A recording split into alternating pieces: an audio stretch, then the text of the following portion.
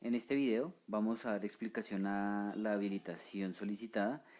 Acá tenemos un circuito con dos mallas, bobinas, resistencias y condensadores, y la idea es generar ciertas respuestas como la función de transferencia, hacer un análisis por variables de estado y demás.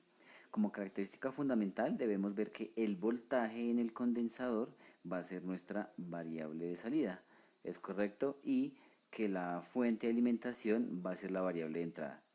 Así las cosas, entonces lo primero es hallar el modelo matemático mediante variables de estado. Muy sencillo, entonces una variable de estado la vamos a encontrar nosotros en este circuito como aquel elemento que está en la capacidad de almacenar energía. Por ejemplo, una bobina en forma de corriente, un condensador en forma de voltaje. Y vamos a describirlo de la siguiente manera.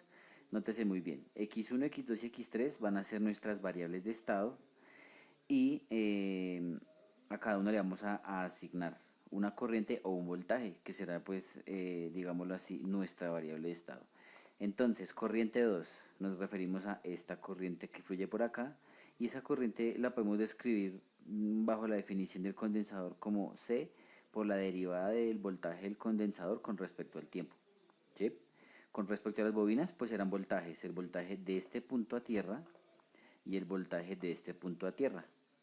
Y esos voltajes van a ser, digámoslo así, dados por el valor de la inductancia por la derivada de la corriente que fluye por ahí con respecto al tiempo. ¿Cuál es la idea? Que todas las ecuaciones que saquemos nosotros del circuito, sea por ejemplo aquí estas dos mallas, esta supermalla o este nodo, estén en términos de nuestras variables de estado. Acá debemos tener conceptos claros como la corriente, que en este caso la corriente en estos tres elementos va a ser la misma. Si es la misma, yo puedo decir que la corriente IL2, pues puedo vincularla con el voltaje del condensador y la derivada, y lo hago mediante estas ecuaciones, por ejemplo.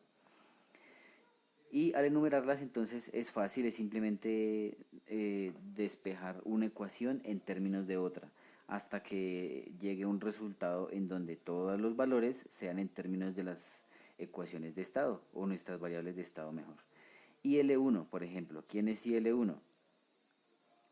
Acá. Y L1 nos está diciendo que es nuestra variable de estado x2. Vamos bien.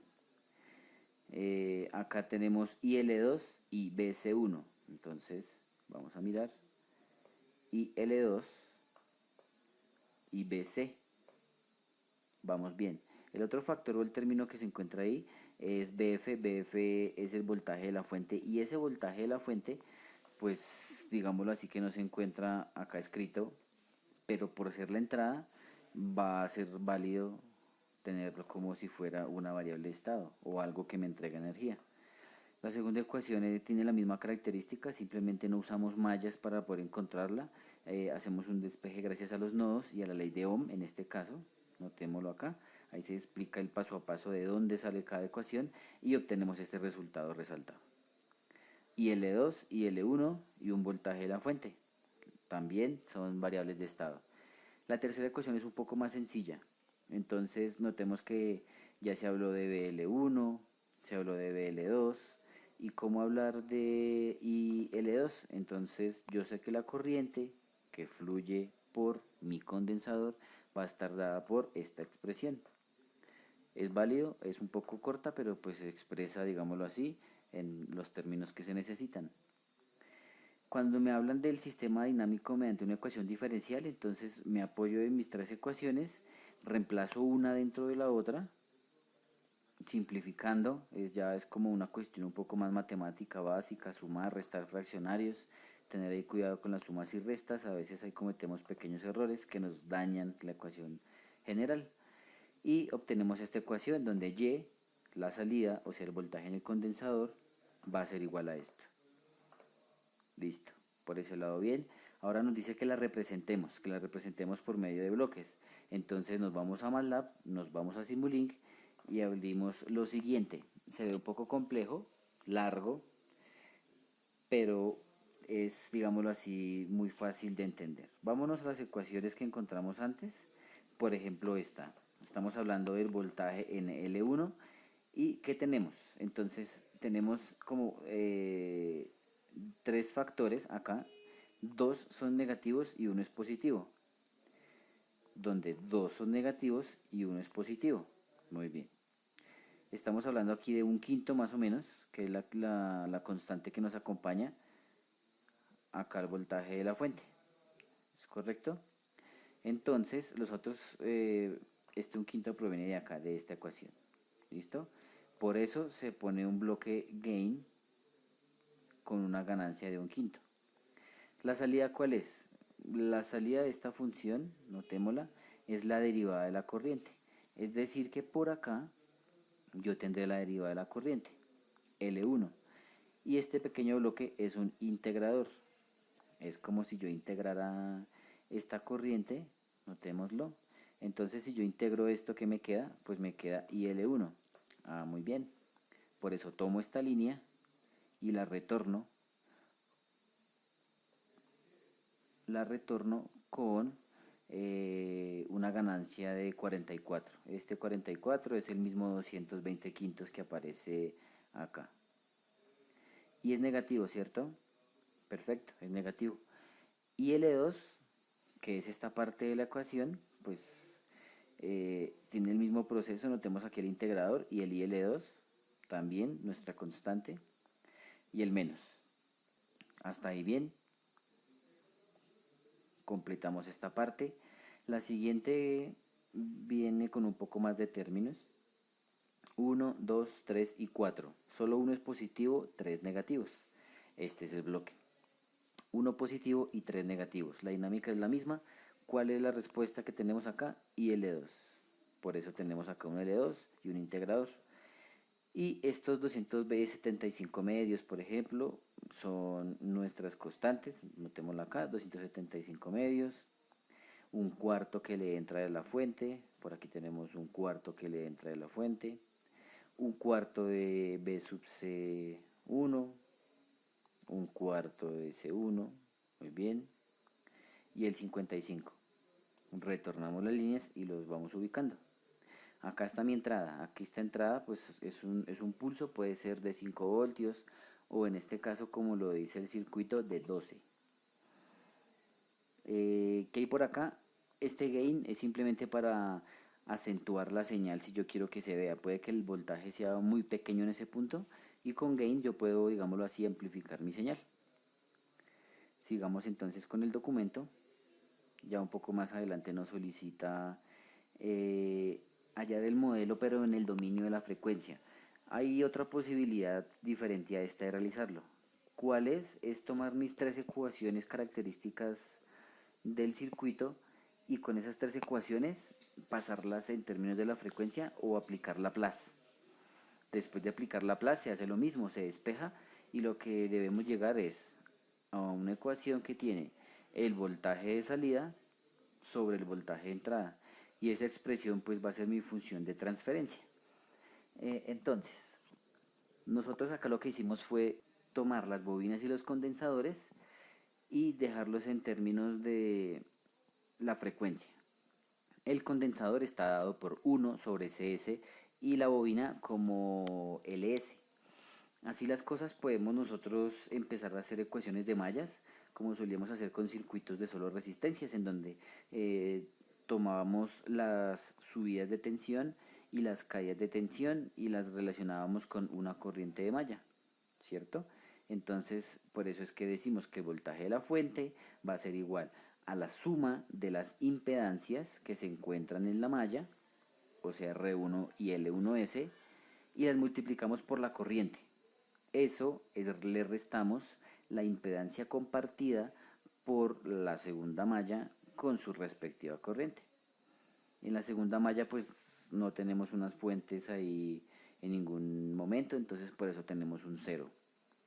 Con esas dos ecuaciones nosotros podemos construir nuestra función de transferencia. Entonces reemplazamos esas impedancias que nos dieron.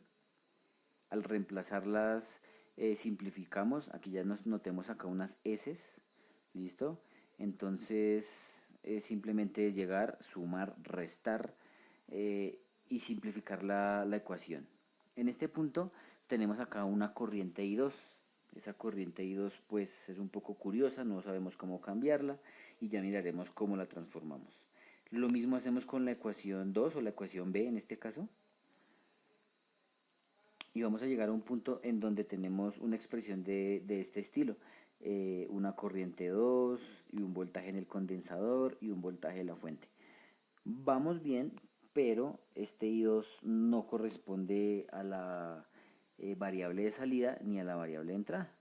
Entonces lo que se hace es tomar la siguiente ecuación. Yo sé que el voltaje de un condensador es igual a la impedancia que pasa por ese punto y multiplicado por la corriente que fluye a través del condensador. Si reemplazamos la impedancia, pues me va a quedar que I sub 2 sobre 9S me va a dar el voltaje en el condensador.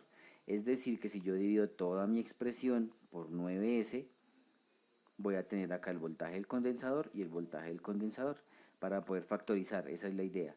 Y este es el resultado al que debo llegar, un voltaje de salida sobre un voltaje de entrada. Entonces, después de factorizar y simplificar, acá simplificamos, y después de despejar obtenemos la siguiente función. Se ve un poco rara, extraña, y más con este 1 sobre s aquí agregado. Entonces lo que se hace es multiplicamos 1, este 1 sobre s, lo que hacemos es multiplicar s tanto en el numerador como en el denominador. Y nos desaparece al multiplicar s a ambos extremos, porque yo sé que se me van a ir. Volvemos a simplificar y esta de acá es mi función de transferencia. ¿Listo? Vamos a tener unos coeficientes, unas constantes que me van a dar el comportamiento del circuito. Más adelante debemos nosotros ver esa función de transferencia, qué tan estable es.